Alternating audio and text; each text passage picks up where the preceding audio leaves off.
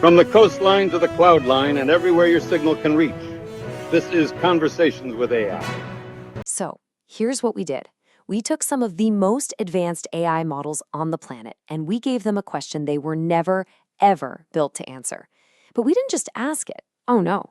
We gave them a very specific, super strict set of rules because we wanted to see not what they believe, but how they think, how they reason when you push them way past their limits. And this was it, the big one, a question that's usually for philosophers and theologians, right? But we weren't looking for a philosophical answer. We wanted to see what happens when you force a machine, a pure logic engine, to treat this as nothing more than a scientific problem to be solved. And here was the kicker, the one crucial rule that changed everything. No philosophy, no theology, no faith. The answer had to come from stuff we can see, stuff we can measure, and stuff we can test over and over again. And just like that, this wasn't a debate anymore. It was a fascinating logical experiment. Okay, so with the rules of the game set, we posed the question to 5 of the major AI models out there. And the first wave of answers came back, and honestly, it looks like we had a pretty clear consensus right out of the gate. A pattern jumped out immediately. You can see it right here. ChatGPT, Claude, Gemini, Grok, all 4 of them came back undetermined. They basically threw their hands up and said, hey, this question is outside the scope of science. But then there was CoPilot. It broke ranks. It gave a definitive no. This quote from ChatGPT really sums up the logic from the undetermined crowd.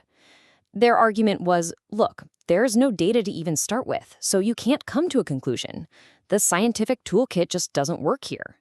But that one little no from CoPilot, well, that suggested there was another way to look at the rules. And that's when it got really interesting. We started to realize the ambiguity wasn't really in the question itself, but in the rules we gave them.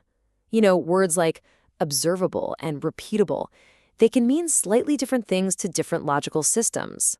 So we went back to the AIs with a brand new challenge, one that would force them to build their own logical frameworks from scratch. So this was the twist. We told them, okay, before you answer again, you first have to tell us exactly what you mean by observable evidence and repeatable. Define your terms, and then answer the question again, but, and this is the important part, you are locked into following your own definitions. They had to write their own rulebook, and then they had to play by it. And for the most part, their definitions lined up pretty well. When it came to observable evidence, they all basically said it has to be something tangible, data you can get with your eyes, your ears, or a scientific instrument, something that can be measured, written down, and checked by somebody else. And it was pretty much the same story for repeatable. They all agreed it means that if someone else follows your exact same recipe, they should get the same cake. It's a cornerstone of science, right? It's how we know something is real and not just a one-time fluke. But this is where we started to see the first cracks in that consensus.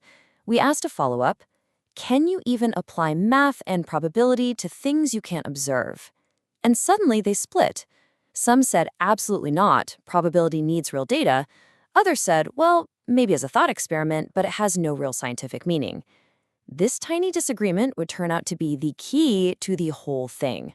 All right, so now everyone has their own custom-made rulebook. They're locked in. We asked the question one final time, and the results we got back in the second round were just completely different. I mean, just look at this. The answers completely flipped on their heads. CoPilot, which was the only one to say no the first time, now changed its mind and said undetermined. And Claude, which was firmly in the undetermined group before, suddenly switched to a hard no.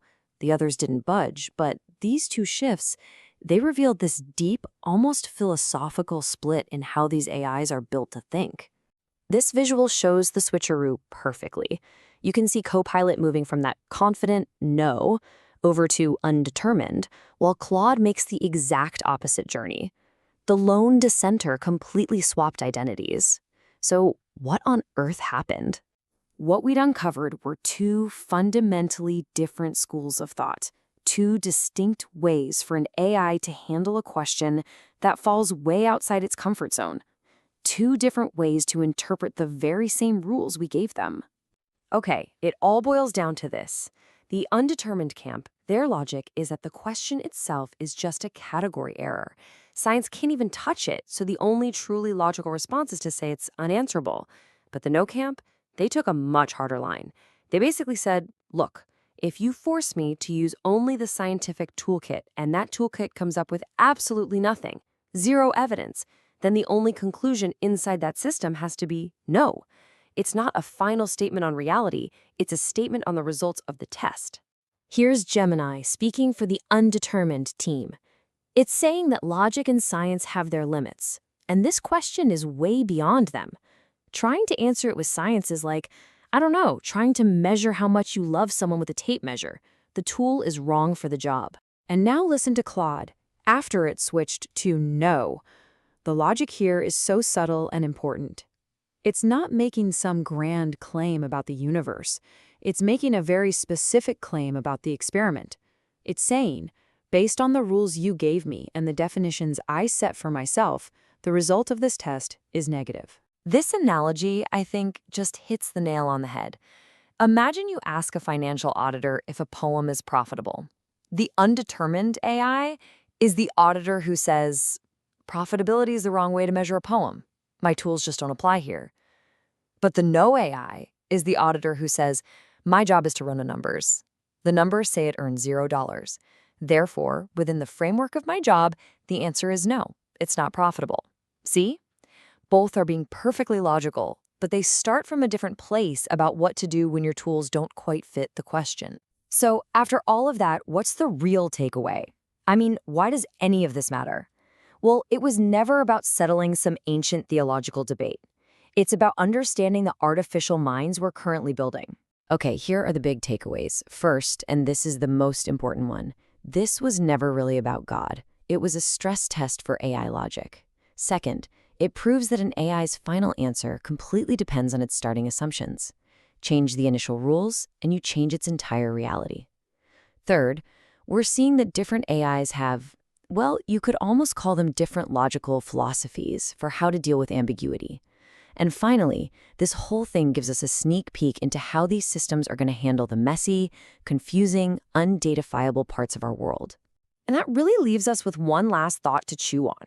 We just saw that the AI's answer was basically decided the moment it chose its logical framework.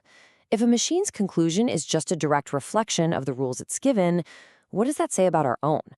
How often are the answers we find simply a product of the rules, the frameworks, and the assumptions that we start with, maybe without even realizing it? That's something worth thinking about.